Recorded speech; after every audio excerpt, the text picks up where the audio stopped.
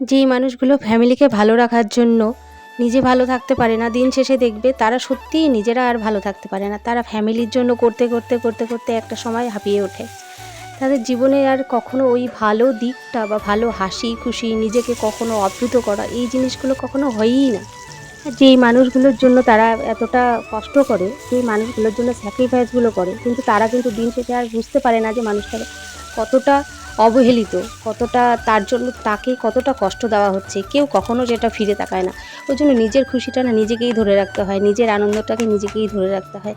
কেউ তোমার যদি ভালোবাসার দায়িত্ব নেয়, কেউ যদি তোমার সুখের দায়িত্ব নেয়, সেদিন থেকেই বুঝে যাবে যে তোমার কান্নার দিন শুরু, তোমার দুঃখের দিন শুরু হয়ে গেছে।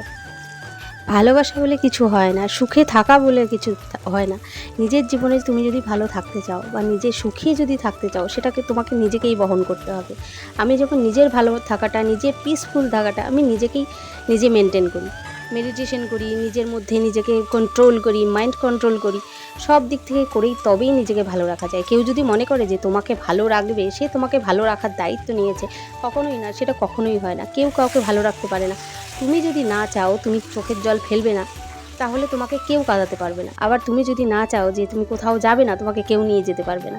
তাই কেউ যদি তোমাকে কোথাও নিয়ে যেতে চায়, কেউ যদি তোমাকে কোথাও থেকে বের করে নিয়ে আসতে চায়, সেটা তোমার দায়িত্ব থাকবে যে তুমি নিজেও বেরোতে চাও সেখান থেকে, তুমি নিজেও সেই ভালোবাসাটা থেকে বের হয়ে আসতে চাও। আজকের মতো এইটুকুই।